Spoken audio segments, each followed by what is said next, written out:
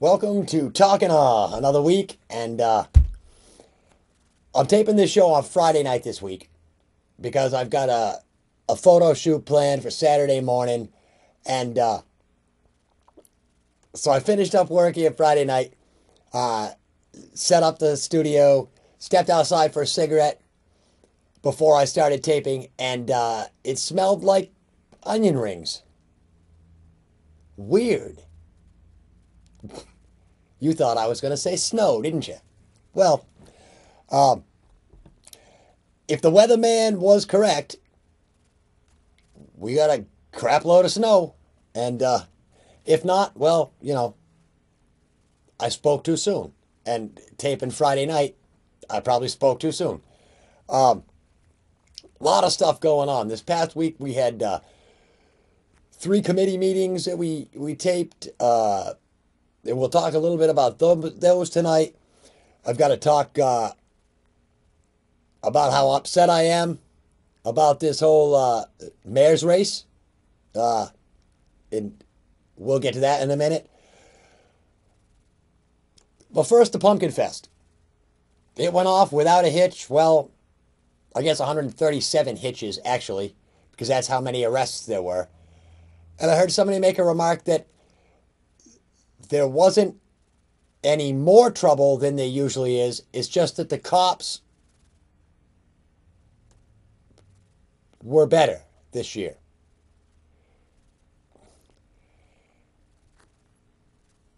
So apparently what that person is saying is in years past, the cops have been pretty incompetent.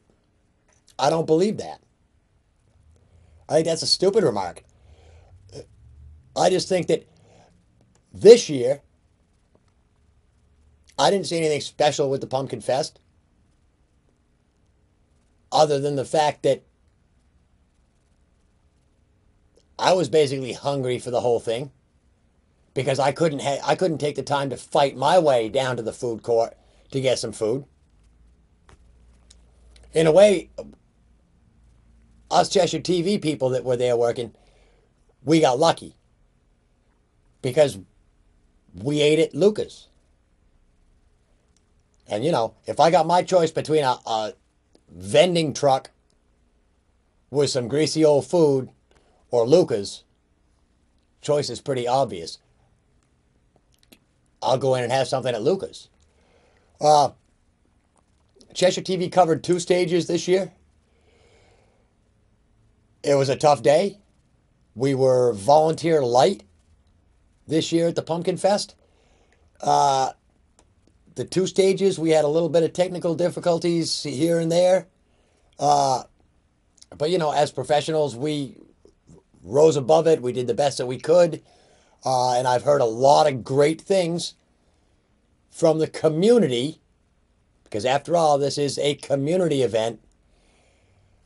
I heard from a lot of people who thanked me for doing what I do, and the fact that they didn't have to leave the comfort and luxury of their own living room to enjoy the PumpkinFest. They didn't have to go down and fight the crowds. And like I've said before, it's my feeling that the majority of the community does not go down to PumpkinFest, especially on a Saturday. That's the day that's reserved for tourists.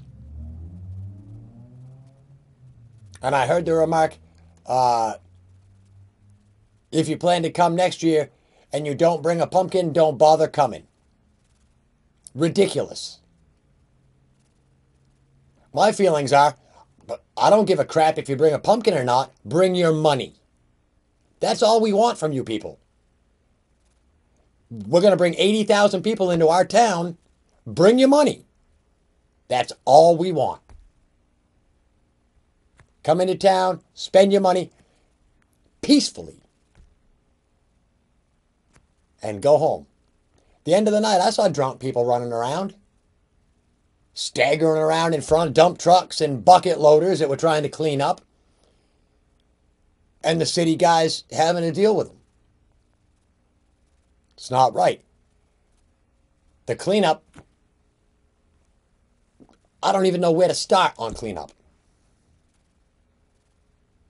I don't know where to start, really.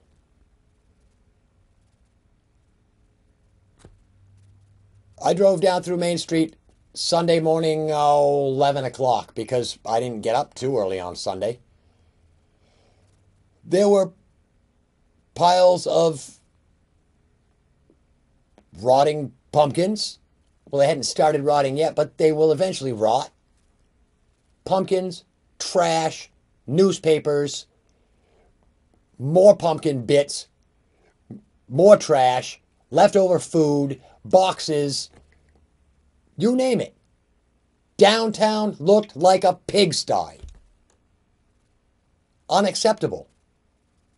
I don't care if 80,000 people came in and spent $100,000 apiece. To have our city look like that the next morning is ridiculous. I don't know whether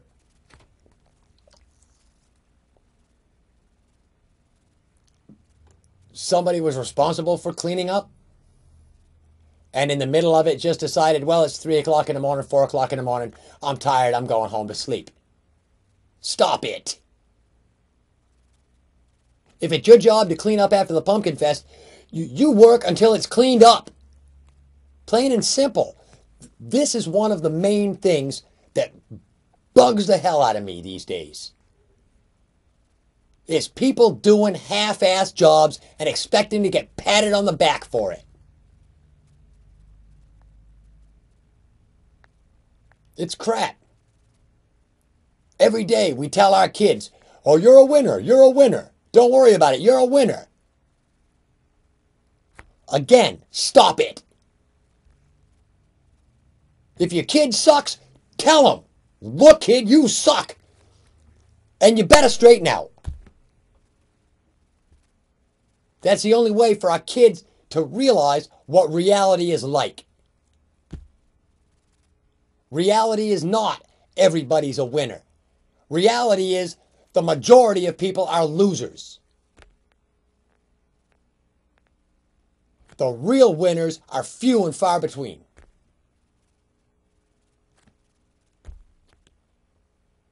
Steve Jobs just passed away. The head of Apple Computer. The genius behind Apple Computer. He was a winner.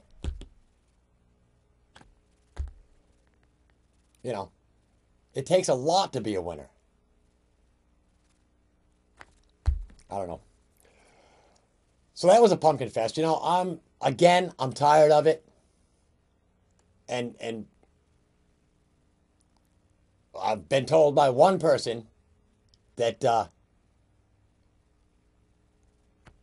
because I've come out and said that I'm not in support of the Pumpkin Fest, that I shouldn't even be down there volunteering or working. Sorry, that's what makes me a winner.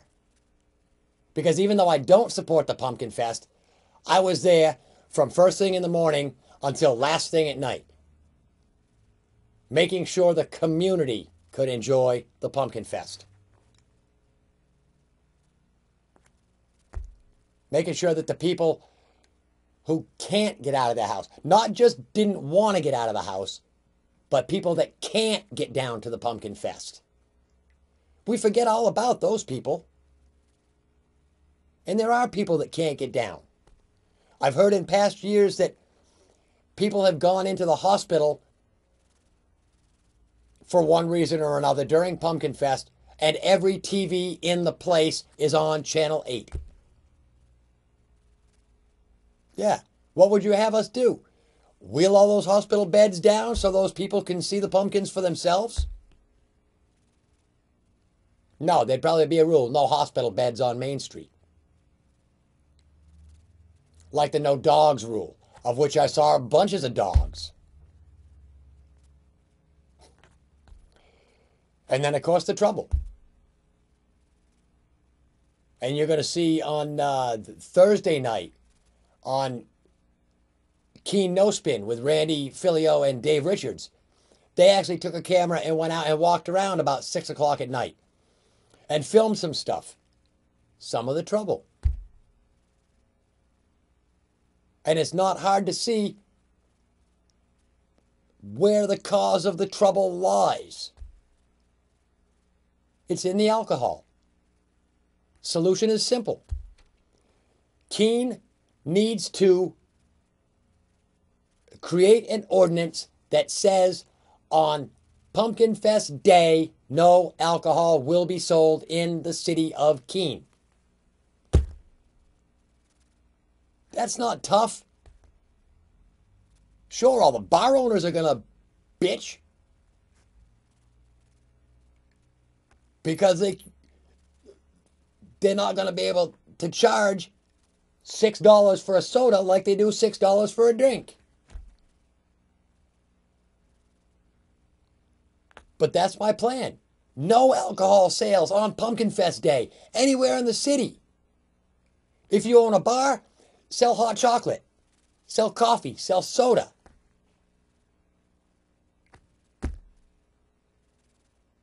You know, open up your bar as a warming area for people who are maybe chilly or tired of walking around. Offer them a place where they can come into your business and sit.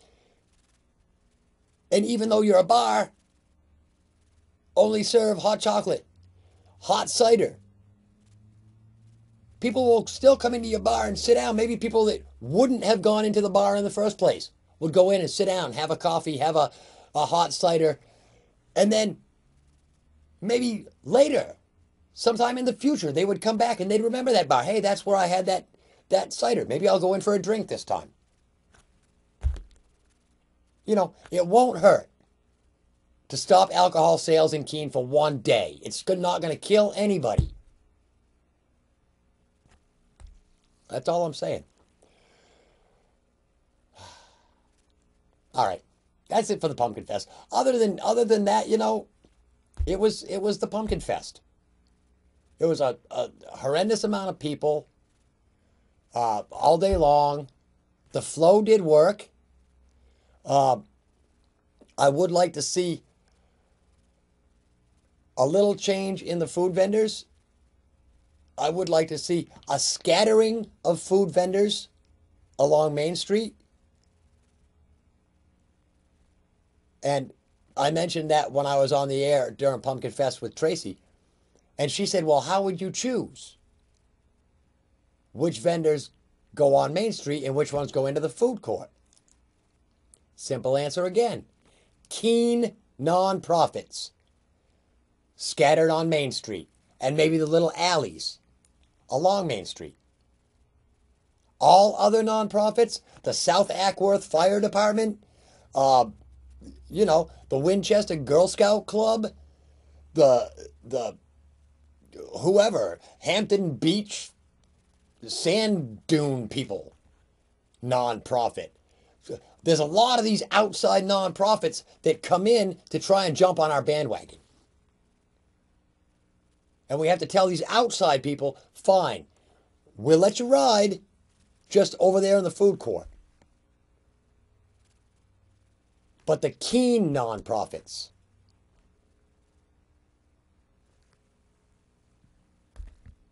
Main Street, Keene Community Kitchen, the Keene Shelters, the 100 Night Shelter,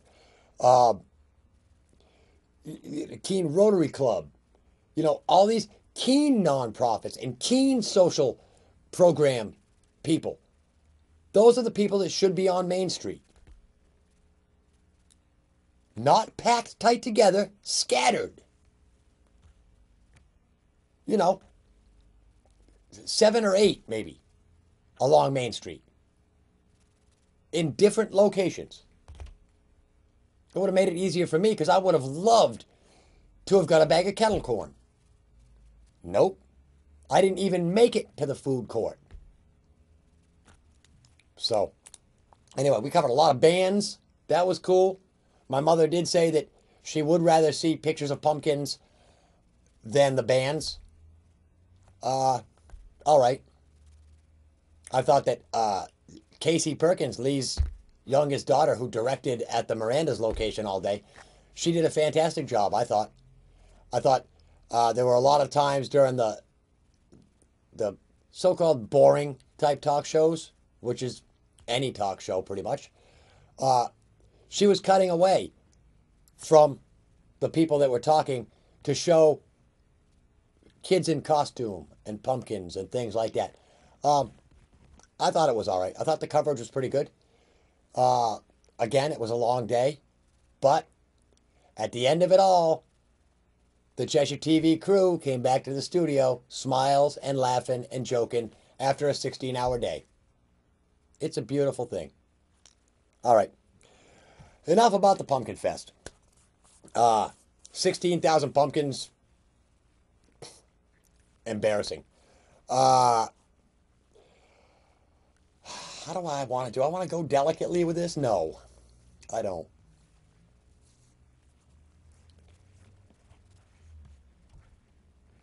The city clerk mailed out a survey for the candidates, of which the show that you've been watching for the past 3 weeks were my answers to that survey. I posted that show on YouTube. I typed out the link in a Word document, sent it in to the city. Oh, first I sent them an email with the link. And they said it would not be fair, and that I had, to the other candidates who submitted Word documents.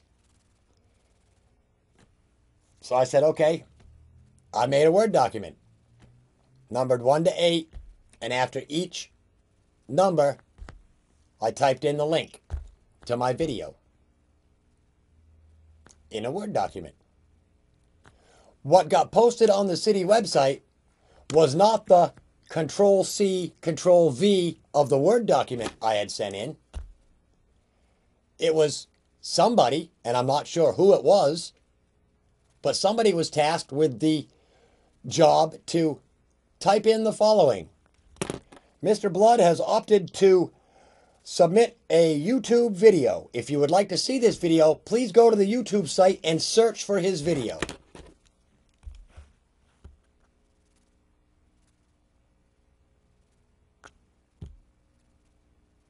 Yeah.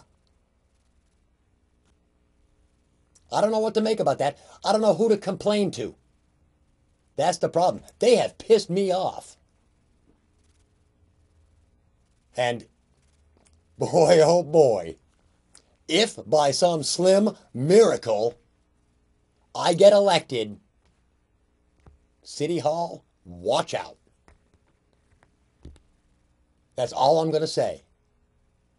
My platform is about honest, open communication. That's what it's about. It's about using every available avenue to communicate with the constituents and the taxpayers of this city. And I'm afraid you people in the city clerk's office are failing miserably. You don't deserve your paychecks, of which I covered that in the last episode. The fact that you make huge amounts of money and you don't do your damn jobs. Of course, my making a video is fair. Every single one of the candidates could have made a video. All of the services at Cheshire TV are free.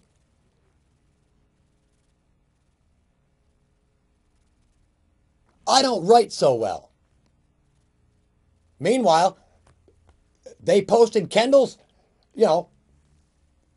essays. The lawyer, who probably just dictated the stuff and had his secretary type it out.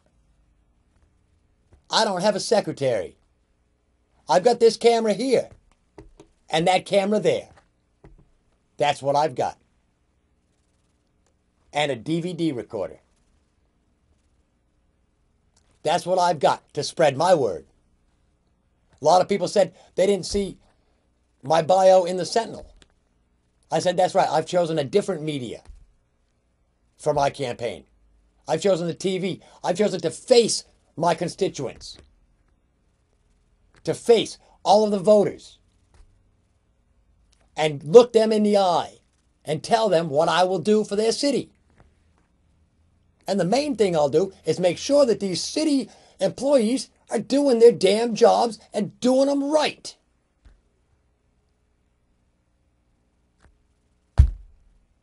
I'm not the only person in the world that can use YouTube. And you know, I know damn well the city would not have posted my 420-page manifesto.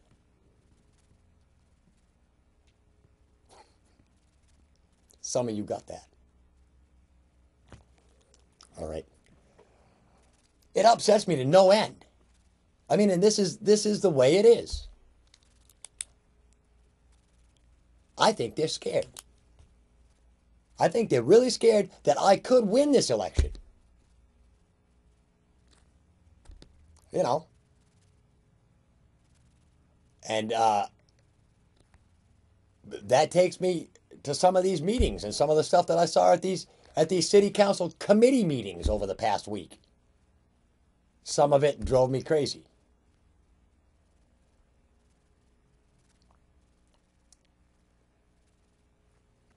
Cal Ripken Baseball presented a request to the Planning, Licenses, and Development Committee on Tuesday night about requesting the use of space at 350 Marlborough Street because they want to put in indoor batting cages and a little indoor workout area for the Cal Ripken baseball kids, 5 years old to 12 years old. Well, apparently the city has already promised the space to half a dozen different people. There was some concern about the safety of the kids because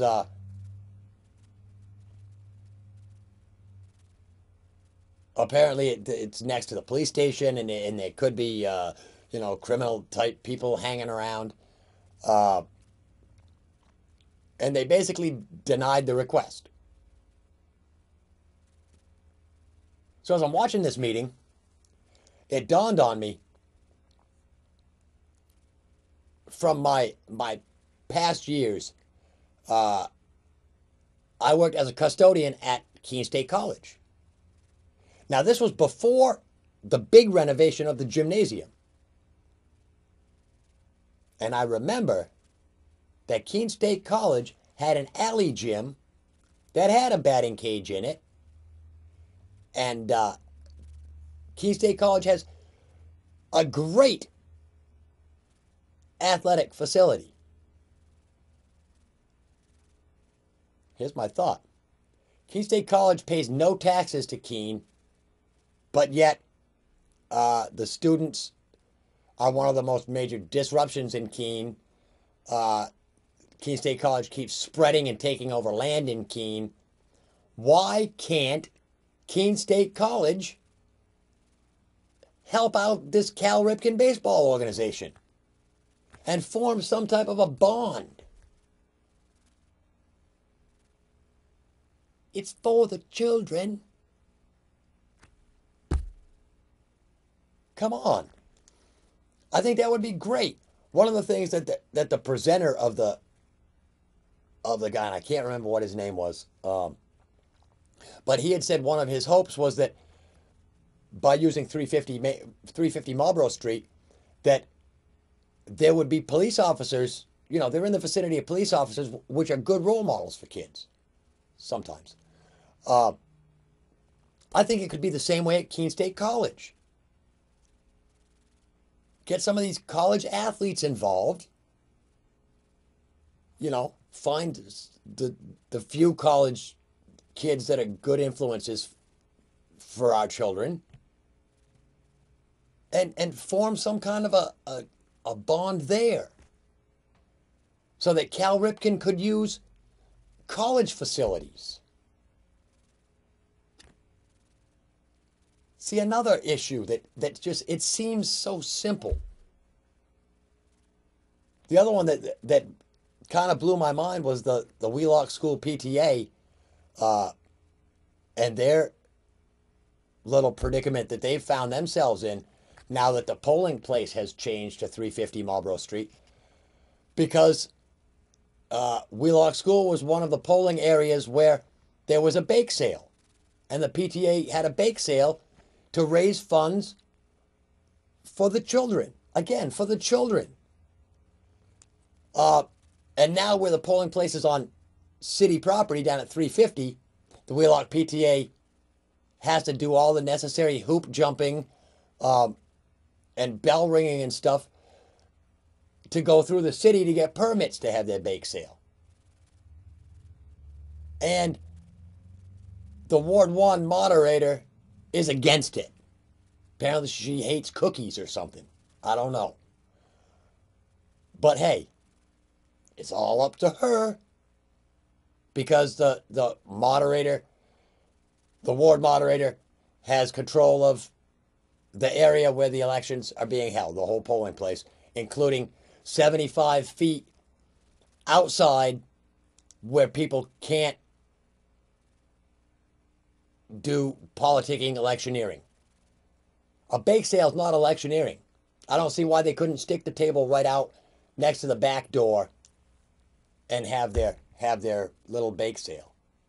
It helps the kids. It's been something that's been going on. It's not like this is the first time that it's happened, and the first time that somebody's come up and said we want to have a bake sale at a polling place. They've done it for years. I say let them keep doing it. And Ward 1 moderator, give a little, would you? They don't want to disrupt your election. They just want to make a little money to help offset our education fund. All right. Hey, I'm out of time already. The half hour flew by. We only talked about a couple things, but I'll be back next week. Peace.